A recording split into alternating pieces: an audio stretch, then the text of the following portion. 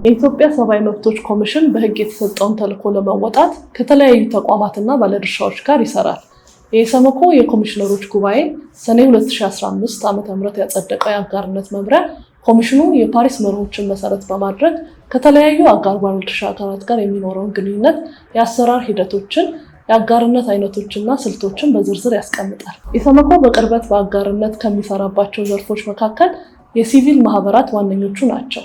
በሀገራችን በርካታ መንግስታዊ ያልሆኑ ድርጅቶች፣ የሲቪል የሙያና ማህበረሰብ አቀፍ ማህበራት እንዲሁም የሃይማኖቶችና የባህል መሪዎች ወዘተ ይገኙበታል። ኢሰመኮ ከእነዚህ አጋሮች ጋር በጋራ በሰብአዊ መብቶች ዙሪያ ስትራቴጂያዊ በሆነ መልኩ የሚሰራበት የኢሰመኮና የሲቪል ማህበራት የትብብር መድረክ ነሐሴ 2012 ዓ.ም በማቋቋም በተለያዩ የሰብአዊ መብቶች ዙሪያ በፌዴራል ደረጃ እንዲሁም ከያዝነው ዓመት ጀምሮ ደግሞ በክልሎች ደረጃ እየሰራ ይገኛል። የትብብር መድረኩ ዋና ዓላማ ኢሰመኮና ሲቪል ማህበራት በሀገራዊ አዎንታዊና አሳሳቢ የሰብአዊ መብቶች ጉዳዮች ላይ በመደበኛነት የሚወያዩበትን ምቹ ሁኔታ መፍጠር፣ የሲቪል ማህበራት በሰብአዊ መብቶች ግንዛቤ፣ ጥበቃ፣ ክትትል፣ ሪፖርትና ውትወታ ላይ አቅማቸውን መገንባት፣ የሲቪክ ምህዳሩን ለመጠበቅ ለማስፋፋትና እንዲሁም በአጠቃላይ የሀገራችን የሰብአዊ መብቶች ሁኔታ ለማሻሻልና የሰብአዊ መብቶች ባህል የሆኑባትን የኢትዮጵያን ለማየት የበኩላቸውን ድርሻ ለመወጣት ነው። ታህሳስ 1 ቀን 2018 ዓ.ም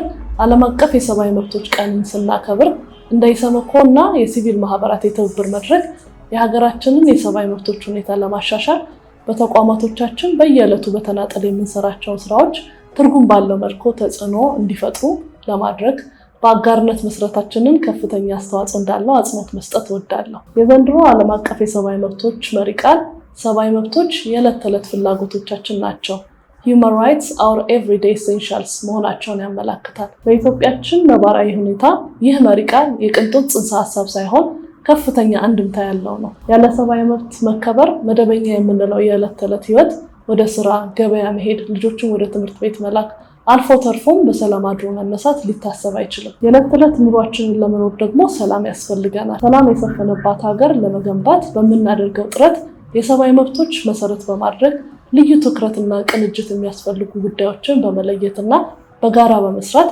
ሰብአዊ መብቶችን የበለጠ ማስፋፋት፣ ለተፈጸሙ የሰብአዊ መብቶች ጥሰቶች ተጠያቂነትን፣ ለተጎዱ ሰዎች ፍትህና መልሶ የማገገም አገልግሎቶችን ማረጋገጥ ይጠበቅብናል። የምክክር መድረካችን በመጪው ጊዜ እውነትንና ማስረጃን መሰረት ያደረጉ የሰብአዊ መብቶች ተግባራትን በማከናወን ለተጎጂዎች እውነተኛ ፍትህን ለማስፈን፣ ለሀገራችን ደግሞ እውነተኛ ሰላምን ለማምጣት የበኩሉን አስተዋጽኦ ያደርጋል ብለን እናምናለን። ሰብአዊ መብቶች የዕለት ተዕለት ልምዳችን፣ ሰላም፣ የህግ የበላይነትና ፍትህ ደግሞ የመግባቢያ ቋንቋችን እንዲሆኑ በአጋርነት እንድንሰራ በኢሰመኮ እና በሲቪል ማህበራት የትብብር መድረክ ስም ጥሬን አቀርባለሁ። አመሰግናለሁ።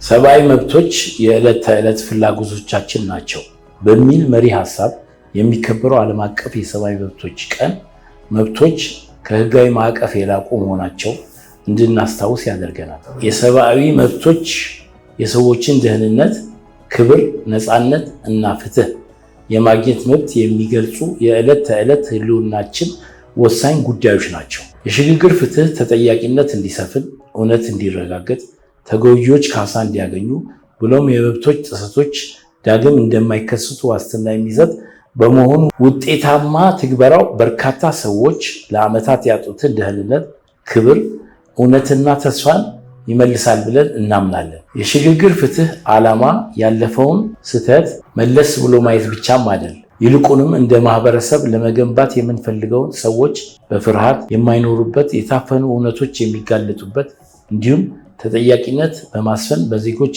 በመንግስት መካከል ያለውን መተማመን የምንገነባበት የወደፊት ዕጣ ፈንታችንን መወሰን ጭምር ነው። ተጎጂዎች ሲደመጡና ተጠያቂነት ሲሰፍን ሰብአዊ መብቶች በህግ ማዕቀፎቻቸው ውስጥ ያሉ ድንጋጌዎችን ብቻም ከመሆን አልፈው የዕለት ተዕለት ህይወታችን አካል ይሆናሉ። ሰብአዊ መብቶች የዕለት ተዕለት ፍላጎቶቻችን ናቸው የሚለው መሪ ሀሳብ ብናጤነው የሽግግር ፍትህ ከግጭት እየወጡ ባሉ ማህበረሰቦች ውስጥ ሰብአዊ መብቶችን ለማስከበር ከሚረዱ ጠንካራ አማራጮች ዋነኛው መሆኑን ማስታወስ ይገባናል። የሽግግር ፍትህ የሰዎችን ክብር ይመልሳል፣ የህግ የበላይነትን ያጠናክራል፣ መተማመንን ይገነባል።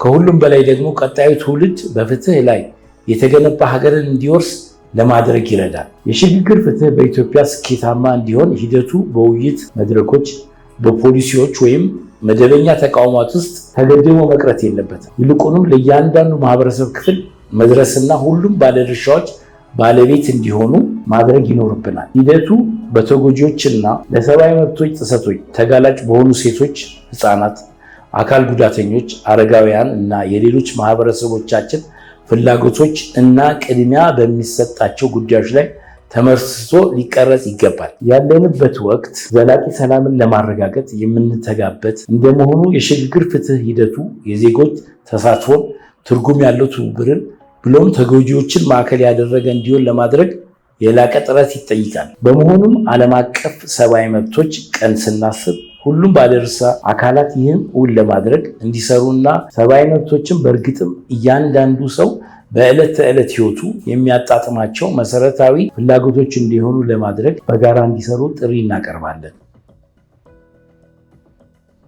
የዚህ ዓመት የሰብአዊ መብቶች ቀን የሰብአዊ መብቶች መሰረታዊ ፍላጎቶቻችን ናቸው በሚል መሪ ቃል ሲከበር በፍርድ ቤቶች ውሳኔ መሰረት እንዲታነጹና እንዲታረሙ እንዲሁም እንዲቆዩ ወደ ማረሚያ ቤቶች የተላኩ የህግ ታራሚዎችንና የቀጠሮ እስረኞችን የዕለት ተዕለት የሰብአዊ መብቶች ሁኔታና አያያዝ እንድናስተውል እድል ይሰጠናል። የእርምት ወቅት ሰብአዊ ክብርና መብቶችን ያከበረ መሆኑን ማረጋገጥ በጎ አድራጎት ሳይሆን ከህግ የሚመነጭ ግዴታ ነው። በኢትዮጵያ በማረሚያ ቤቶች የሰብአዊ መብቶችን ጥበቃ ለማጠናከር በርካታ ጥረቶችና ተነሳሽነቶች ያሉ ቢሆንም ማረሚያ ተቋማት አሁንም ድረስ መሰረታዊ መብቶችን በበቂ ሁኔታ እንዳያሟሉ የሚያደርጉ ተደራራቢ ተግዳሮቶች ያጋጥሟቸዋል። ከነዚህም ተግዳሮቶች መካከል የታራሚዎች ከልክ በላይ በተጨናነቀ ሁኔታ መያዝ፣ የበጀት ውስንነት፣ የመሰረተ ልማቶች አለመሟላት፣ የህግ ድጋፍ አገልግሎት ውስንነት፣ በቂ ያልሆነ የጤና አገልግሎት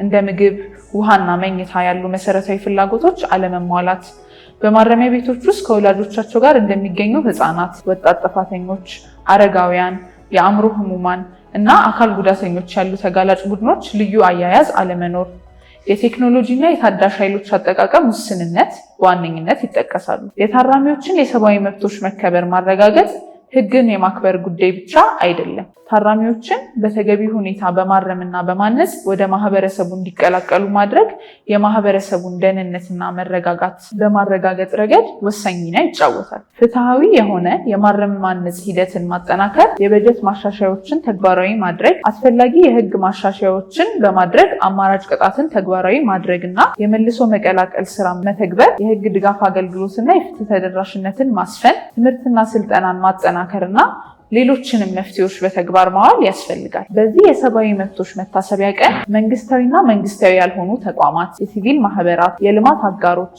እንዲሁም መላው ማህበረሰብ የሰብአዊ መብቶችን በሁሉም ቦታ በተለይም በማረሚያና ማቆያ ማዕከላት ለሁሉ ተፈጻሚ እንዲሆኑ ለማድረግ ያላቸውን ቁርጠኝነት እንዲያረጋግጡ ስንል ጥሪ እናቀርባለን። የህግ ታራሚዎችና የቀጠሮ እስረኞች ሰብአዊ መብቶች መከበር ፍትሃዊ፣ ሰላማዊ እና አካታች ለሆነች ኢትዮጵያ።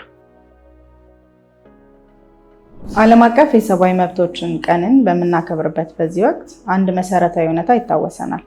የሴቶችና የህፃናት መብት የሰብአዊ መብቶች ናቸው። እነዚህ መብቶች እንደ አማራጭ የምናያቸው፣ የምንደራደርባቸው ወይም ሁለተኛ ደረጃን የሚይዙ ጉዳዮቻችን አይደሉም።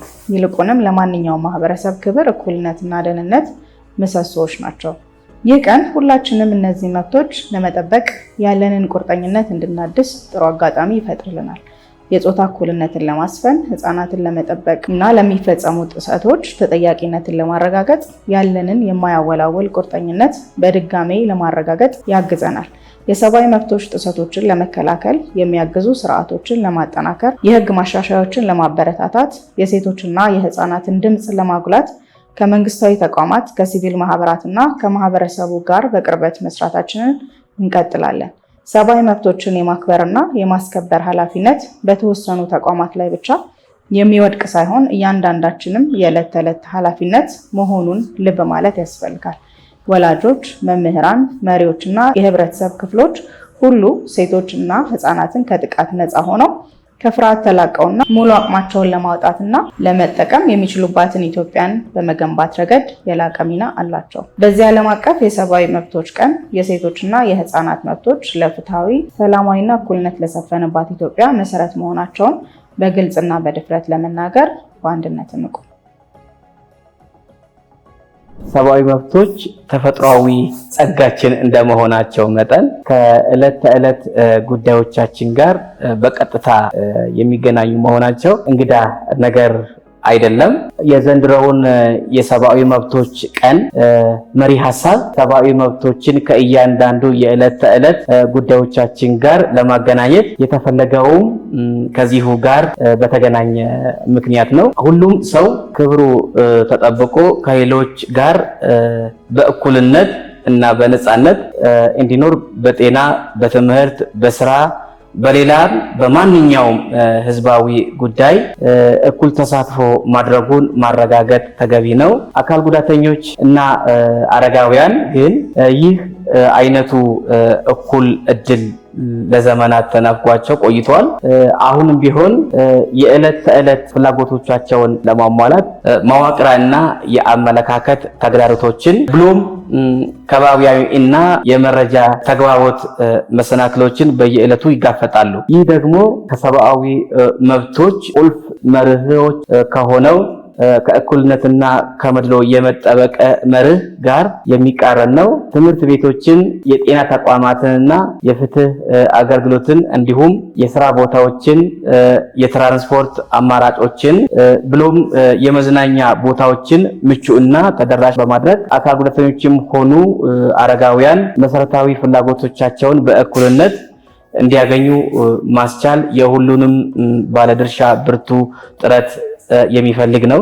አጋጣሚው እድሜውና የአካል ጉዳት ሁኔታን መሰረት አድርገው የሚፈጸሙ አድሎችን በማስወገድ የአካል ጉዳተኞች እና የአረጋውያን በሁሉም የህይወት መስኮች ተካታችነት ለማረጋገጥ ቁርጠኝነታችንን ለማሳደስ ይረዳናል። ሰብአዊ መብቶች ወይም ተፈጥሯዊ ጸጋዎቻችን በቃል ብቻም ሳይሆን በተግባር ለሁሉም ሰዎች ይሆኑ ዘንድ በስኬቶቻችን ተበረታተን አካል ጉዳተኞች እና አረጋውያን በነፃነትና በክብር የሚኖሩበት ማህበረሰብ ለመገንባት እንትጋ የሚለውን መልእክታችንን እናስተላልፋለን።